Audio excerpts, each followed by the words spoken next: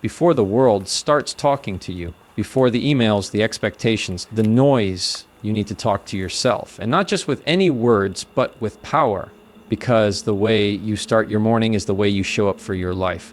So let's stop starting our days by default and start them on purpose.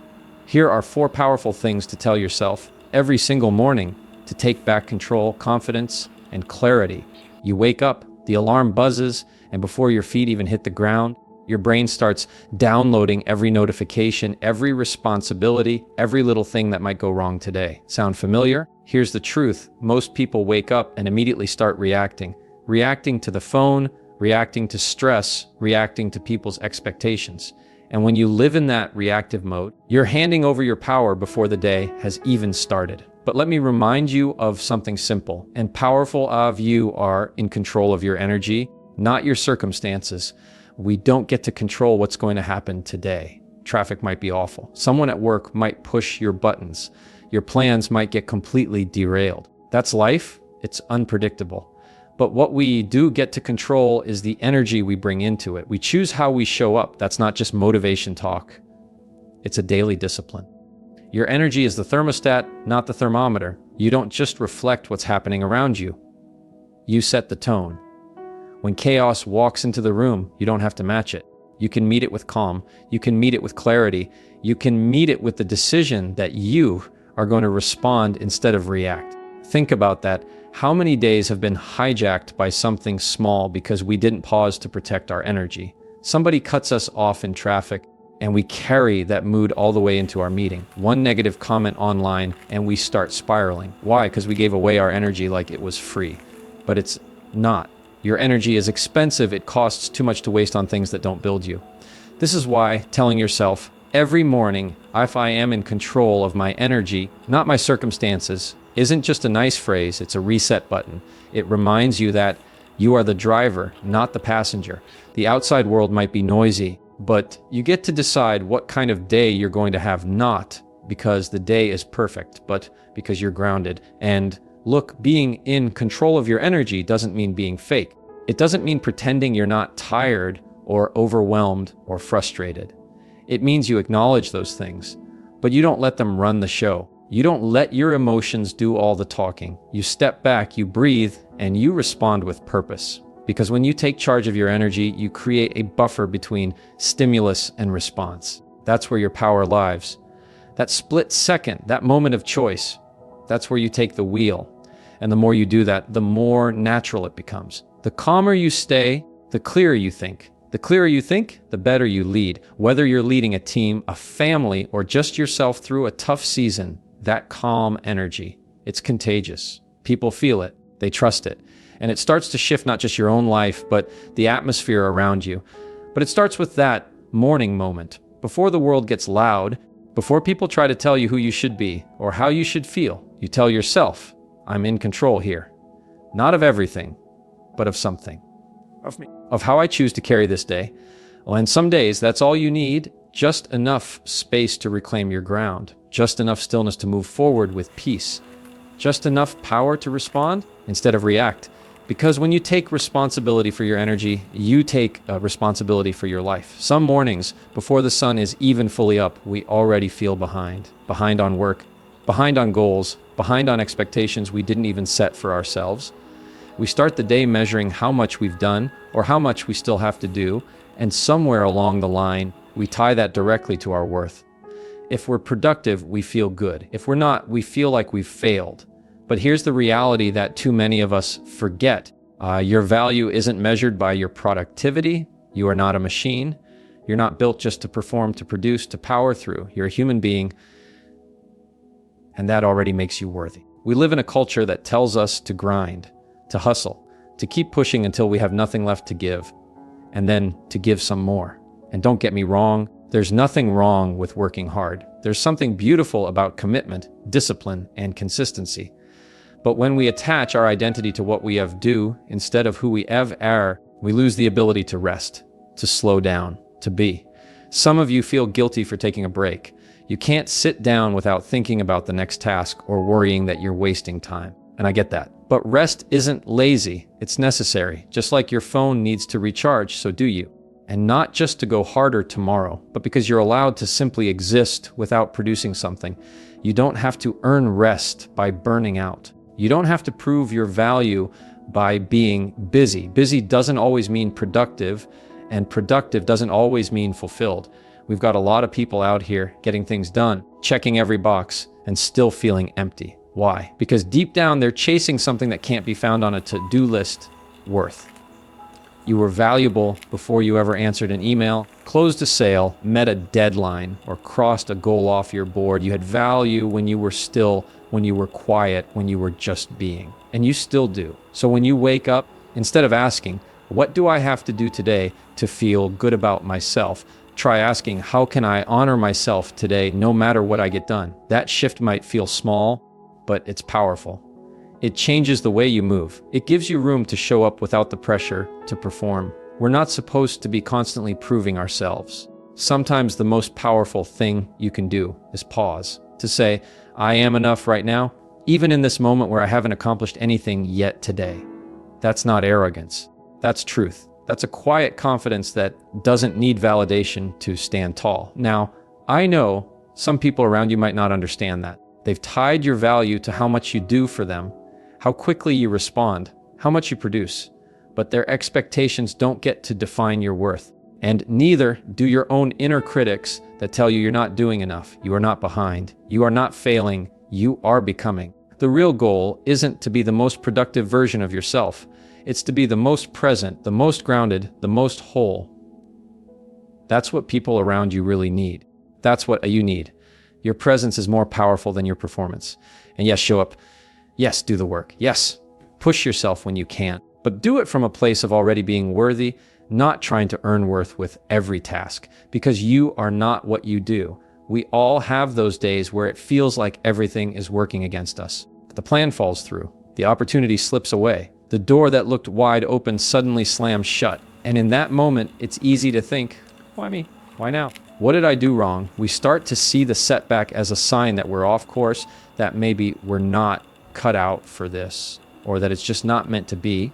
But what if that setback isn't there to stop you? What if it's there to strengthen you? Every time something doesn't go the way you expected, you're being handed a decision. You can either let it define you or develop you. And that mindset, that tiny shift in perspective, is where your power lies. Every setback is a setup for your strength. Not one of us is going to get through life without bruises. Not one of us is going to have a perfectly smooth path.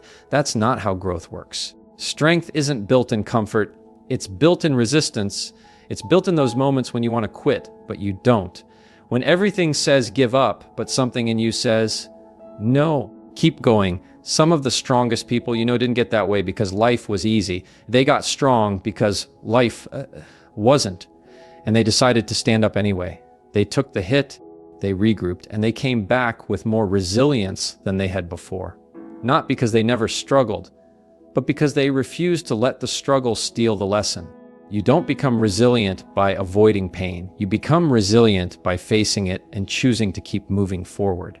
So when something falls apart, when you feel like you're at the bottom, when the setback feels too heavy, pause and ask yourself, what is this building in me? Because maybe it's not here to block your path, but to prepare you for something bigger.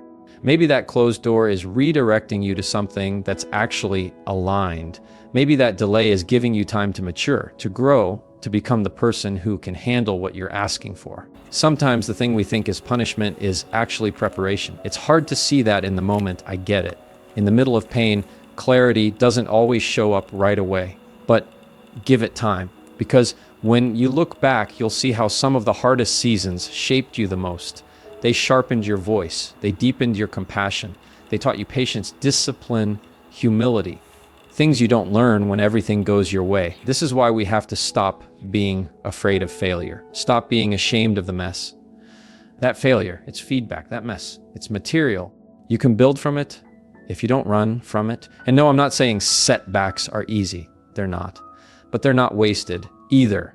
There's a strength in you that hasn't even been tapped yet, because it only gets revealed when things get real. And when it does, you come out stronger, steadier, more grounded, not in spite of the setback, but because of it. So if you're in a season right now where it feels like you're being broken down, remember this: you're not being buried, you're being planted. And when you rise, you won't be the same, you'll be better. Not just because you made it through, but because of who you became in the process. As what tried to break you is building something in you, and you're stronger than you think. Dykes. There's this pressure that creeps in, usually quiet but constant, the need to get it all right, to say the perfect words, to make the perfect decision, to execute the perfect plan. And for a lot of us, that pressure doesn't come from the outside, it comes from within. That inner voice that whispers, don't mess this up. Don't make sure it's flawless. If it's not perfect, it's not good enough. But let me tell you something that'll free you if you let it. As today, I choose progress over perfection, because perfection isn't real. It's not a standard. It's a trap. It keeps you stuck in planning instead of doing. It convinces you to wait until you feel ready, until the timing is right, until the outcome is guaranteed. And in the meantime, life keeps moving and you're still on the sidelines. See, perfection says, if I can't do it all, I won't do it at viral. Progress says, I may not have everything figured out, but I can take one step today.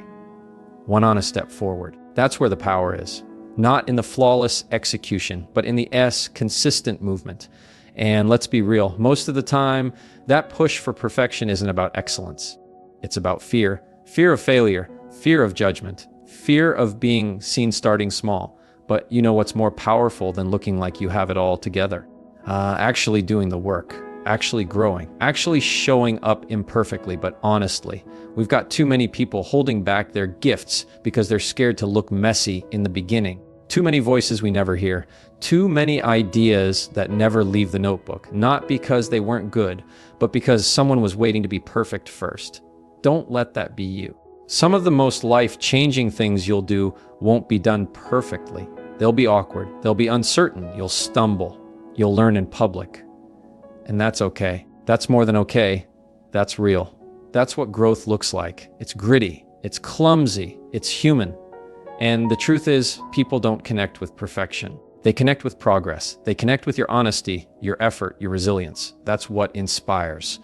Not the polished version, but the process, the part where you decided to start anyway. So when the pressure builds to be the perfect parent, the perfect leader, the perfect partner, the perfect anything, remind yourself that's not the goal. The goal is to show up, to keep learning, to keep moving, to give yourself permission to evolve, not perform. Some days that'll look like big wins.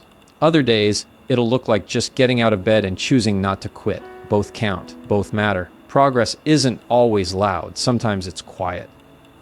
Sometimes it's small, but it's always forward. And when you choose progress, something shifts. You start seeing mistakes as lessons instead of proof you're not enough. You start taking risks. You stop comparing your beginning to someone else's middle. And most importantly, you start trusting that who you are right now is enough to take the next step. So no, today doesn't have to be perfect. It just has to be honest, grounded, intentional. You take the step. Then the next one, you fall. That's all right. You get up. That's progress. You learn, you adjust, you grow. Choosing progress over perfection doesn't lower the bar. It actually raises it, because it means you're committed to the long game. Not just a highlight reel, not just what looks good, but what's real, what's sustainable, what's yours. Perfection will keep you stuck. There comes a point where you start making different choices. You begin to speak up more. You protect your time. You say no to things you used to say yes to, and yes to things that once scared you. You set boundaries. You walk away from patterns, from people, from places that don't fit you anymore, not because you're better, but because you're becoming. And when that shift happens, not everyone's going to understand. Some people will question it. They'll wonder why you've changed, why you're not showing up the same way you used to. They might call it distant. They might call it selfish. But let's be clear, it's called growth. And I will not apologize for growing, because growth isn't always loud. Sometimes it's quiet decisions made in private. Sometimes it's grieving the version of you that's settled just to keep the peace. It's choosing honesty over comfort. It's sitting with hard truths and choosing healing over hiding. That kind of growth doesn't always get applause. Sometimes it gets resistance, but that doesn't make it wrong. See, people often want you to grow until that growth requires change. Until that change challenges how they relate to you, Maybe you used to be the one who never said no, the one who always made space, even when it cost you. And now you're learning how to stop abandoning yourself just to be liked. That's growth, and it's worth protecting. We're not here to live on repeat. You're not here to play small just because it makes others more comfortable. You're allowed to outgrow versions of yourself. You're allowed to want more. You're allowed to evolve. That's what life is supposed to do, move you forward. But the hard part is growth creates space, and not everyone will come with you into that space. Some relationships will shift, some connections will fade, and that can feel like loss. But here's what you need to remember. Just because someone was part of your past doesn't mean they're entitled to your future. Not everyone is meant to go where you're going, and that's okay. Don't shrink yourself to fit the memory of who you used to be. Don't water down your progress to keep others comfortable. You're not changing to impress anyone. You're changing because you refuse to stay stuck. You're choosing expansion over expectation. That takes courage. That deserves respect, especially from IU. And if someone tries to guilt you for growing, if they say things like, "You've changed," in a way that feels more like an accusation than a compliment, let them. Let them feel what they feel. But don't let it make you question what you know is right for you. Because the people who love you well, they won't shame your growth. They'll celebrate it. They'll make space for it. They'll grow with you, not hold you hostage to your past. And more than anything, I want you to remember this. Your growth isn't a betrayal. It's a return to who you were always becoming, to the truest, fullest version of you, the version who doesn't apologize for healing, who doesn't downplay progress, who doesn't explain away confidence. So keep moving forward, even if it means walking alone for a little while. Keep setting boundaries, even if your voice shakes the first time. Keep choosing yourself, even if it's unfamiliar. That's not selfish, that's sacred, because you're not here to stay the same. You're here to evolve. You ever notice how easy it is to get pulled into noise? The moment you wake up, your phone's already buzzing. Notifications, opinions, news, people needing something, asking something, expecting something. And before you've even had a chance to breathe, your energy's already scattered, your focus hijacked. That's what happens when you start your day outside of yourself, when you give your peace away before you even realize it. But here's what I want to remind you of. Your peace is your power, not your productivity, not your performance, not how much you can handle before you break. It's your peace, your ability to stay grounded in a world that's constantly trying to pull you in 1,000 directions. Peace doesn't mean everything around you is calm. It means you are. It means you've chosen not to match the chaos, not to fight every battle, not to attend every argument you're invited to. It's choosing your mental, emotional, and spiritual well-being over the need to prove a point or control every outcome. Now, that kind of peace doesn't just happen. It's not passive. It's not about pretending things are fine when they're not. It's active. It's intentional. It's earned moment by moment, choice by choice, choosing when to speak and when to stay silent, choosing when to engage and when to let go, choosing when to walk away, not because you're weak, but because protecting your peace is strength. And I know sometimes keeping your peace looks like being misunderstood, like someone thinking you're cold or distant or that you don't care. But here's the truth. You don't owe anyone access to you at the cost of your own well-being. Peace isn't about pleasing everyone. It's about staying aligned with who you are, even when that alignment makes other people uncomfortable. You can love people and still create space. You can be kind and still set boundaries. You can care deeply and still choose not to carry what isn't yours. We think power looks like control, but real power is calm. Real power is presence. It's the ability to walk into a situation and not let it dictate your inner world. That's peace. And the people who have it, you feel it. You sense it. They're steady. They're not constantly reacting. They're not on edge, not searching for validation, not performing for approval. They've built something inside that the world can't shake. And that kind of peace, that kind of power, it requires practice. You have to wake up and they choose it. Some days, that means stepping away from drama. Other days, it means turning off your phone for an hour or saying no to a conversation you know won't lead anywhere good. Some days it means being still, being quiet, just breathing. And maybe the world won't reward that right away. Maybe they won't notice the peace you've built, but you will.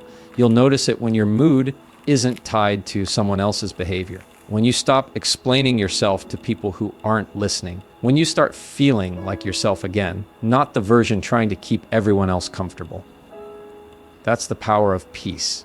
It brings you back to you. And listen, I'm not saying every day will feel zen. Life still gets messy. People still push buttons. Stress still shows up. But peace isn't about avoiding all of that. It's about returning to your center, no matter what's happening around you. It's knowing that you don't have to absorb the storm to prove your strength. So today, protect your peace. Guard it like it matters, because it does. Don't wait for the world to calm down before you do. You set the tone. You choose the pace. You decide what energy gets to stay and what has to go. Because you can't control everything, but you can control what you carry. And when you choose peace, you step fully into your power. So when you wake up tomorrow and the world starts pulling at you, remember what you told yourself today. I am in control of my energy, not my circumstances. My value isn't measured by productivity. Every setback is a setup for my strength. Today, I choose progress over perfection. I will not apologize for growing. These aren't just nice words, they're anchors. They're truths that hold you steady when life gets loud. Because you're not here to hustle for your worth or shrink to fit into someone else's idea of who you should be. You're here to own your space, protect your growth, and walk in the quiet confidence of someone who knows they're becoming. Speak these things over yourself every morning, not because you're perfect, but because you're intentional, not because you have it all figured out, but because you've decided to show up anyway. This isn't about hype. This is about honesty. About choosing to build a life rooted in strength, in self-respect, and in peace. One day, one choice, one truth at a time.